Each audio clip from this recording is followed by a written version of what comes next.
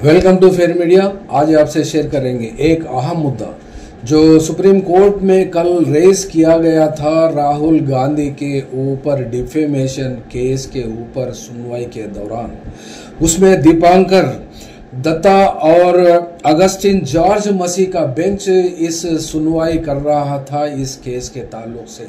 और ये केस में राहुल गांधी को अगर जेल भेजाना ही चाह रहे थे तो फिर जेल भेजा सकते, लेकिन इतने सारे टिप्पणियां और इतने सारे नीतियां का बयान क्यों करना पड़ा।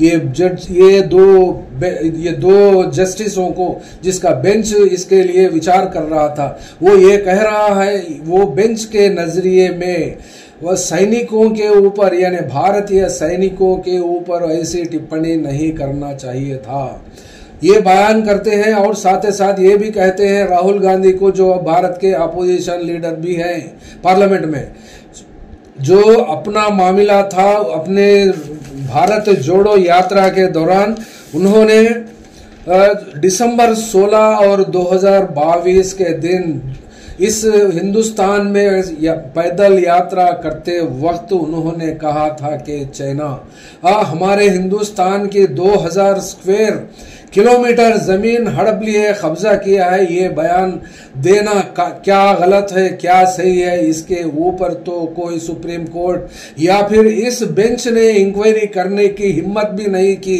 क्योंकि ताकत भी नहीं रखते ये लोग। और ये बेंच किसको इंक्वायरी कर रहा था, यहाँ पर एक बॉर्डर रोड्स का ऑर्गेनाइजेशन के डायरेक्टर, उन्होंने यहाँ पर एक उदय शंकर श्रीवास्तव फॉर्मर डायरेक्टर है ये बीआरओ के बॉर्डर रोड्स ऑर्गेनाइजेशन के, उन्होंने राहुल गांधी के ऊपर एक केस फाइल कर दिया है, डिफेमेशन केस। अगर डिफेमेशन केस में सच्चाई नहीं होती तो फिर ये केस यहाँ पर ही ये इसकी सुनवाई और इसके दौरान ये टिप्पणी करने की क्या जरूरत थी।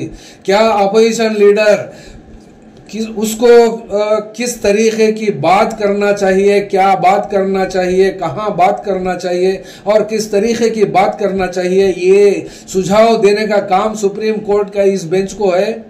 या फिर एक सवाल यहाँ पर यह भी उठता है, सच्चाई बोलना अगर गलत है तो फिर देशभक्ति या फिर अगर सच्चाई की चाहना है तो फिर क्या इस मुल्क को, देशभक्त को झूठ बोलने की जरूरत है, या फिर झूठ का सहारा लेकर इस मुल्क की हिस्ट्री और इस मुल्क को यहाँ तक कई सौ सालों में जंग आजादी की लड़ाई लड़कर यहाँ तक इस देश को पहुंचाया है, तो फिर क्या यहाँ देशभक्ति झूठ की बुनियाद पर बनती है क्या।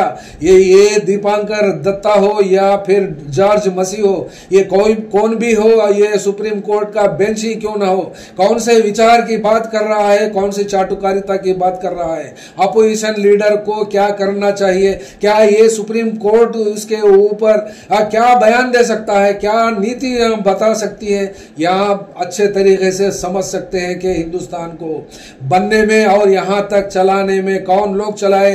क्या ये सुप्रीम कोर्ट का ज्ञान इतना बड़ा है जो हजारों साल की हिस्ट्री इस दुनिया में एक मुकाम बनाकर छोड़ी है और रखी है, तो फिर क्या जॉर्ज मसीह हो या दीपांकर दत्ता हो, इतने लंबे आदमी, इतने बड़े खत के आदमी, इन्होंने किया ही क्या है टिप्पणी करते बैठना और सुप्रीम कोर्ट का बेंच के सुनवाई जो बात करना, ये कहां तक होता है। अगर ये बात झूठ के बुनियाद पर अगर एक देश अपने देशभक्ति बताता है तो फिर ऐसे देशभक्त नहीं चाहिए इस भारत को बचाने के लिए या फिर बनाने के लिए। क्योंकि यहाँ पर एक सवाल आता है, सच बोलना है, सच है तो सच बोलना ही है, और इस सच्चाई के ऊपर ही इस देश की बुनियाद बनती है और उस देश की बुनियाद पर ही इस देश चलता है, और वो एक सच्चा और एक पुख्ता और एक बेहतर हिंदुस्तान बनता है। और वैसे हिंदुस्तान को बनाने में कितने साल लगते हैं। ये जो नरेंद्र मोदी हो या फिर अमित शाह की वो जो देशभक्ति है, वो झूठी देशभक्ति, और ऐसी देशभक्ति तो हिंदुस्तान के अवाम को नहीं चाहिए जो झूठ की बुनियाद पर बनती हो और जो झूठे लोगों के साथ में, चाटुकारिता के साथ में ऐसे सुप्रीम कोर्ट में जजेस बैठते हो। या फिर एक सवाल यहाँ पर भी आता है, क्या ये ये मोदी और अमित शाह के सरकार के चाटुकारिता जजेस भी सुप्रीम कोर्ट में घुस गए हैं और सुप्रीम कोर्ट का बेंच भी बीजेपी की भाषा और अमित शाह की भाषा बात करता है। क्यों ऐसा होता है? अगर ये बात साफ होती है तो फिर सच्चाई चाहिए या देशभक्ति चाहिए, तो हमको देशभक्ति से ज्यादा सच्चाई चाहिए और उस सच्चाई की बुनियाद पर देशभक्ति बनना चाहिए, बल्कि झूठ की बुनियाद पर और ये झूठों के और ये चाटुकारिता लोगों की देशभक्ति के बुनियाद पर देश बनना नहीं चाहिए। और ऐसी बुनियाद किसी को बनने भी नहीं देना चाहिए। अगर वो बनती है तो फिर ये कितने दिन चलती है और इस कितने दिन इस बीजेपी सरकार को जो चलाते हैं आज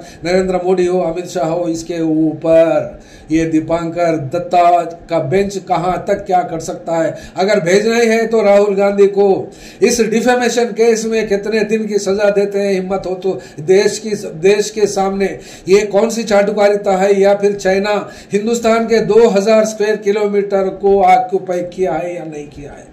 इस बात पे सुप्रीम कोर्ट को फौरी तरीके से सीबीआई जांच कराए या फिर एक इंडिपेंडेंट एक जुडिशियरी पैनल को भी कॉन्स्टिट्यूट किया जाए और कॉन्स्टिट्यूट करके चाइना इस हिंदुस्तान की जमीन को ऑक्युपाई किया है या नहीं किया है। अगर नहीं किया है तो फिर उसके ऊपर ये रिपोर्ट आने के बाद ही राहुल गांधी के ऊपर एक्शन ले सकते हैं। आपके पास क्या दलील है, क्या सबूत है? ये दीपांकर दत्ता और जॉर्ज मसीह का जो बेंच इस सुनवाई किया है और उसके लिए राहुल गांधी को छोड़ना या बख्शना या फिर मेर्सी पे छोड़ना ये जरूरत नहीं है। ये अपोजिशन लीडर है इस हिंदुस्तान का, 100 एमपीस है, तो फिर आप कहां तक चल सकते हैं? कितना कर सकते हैं आप?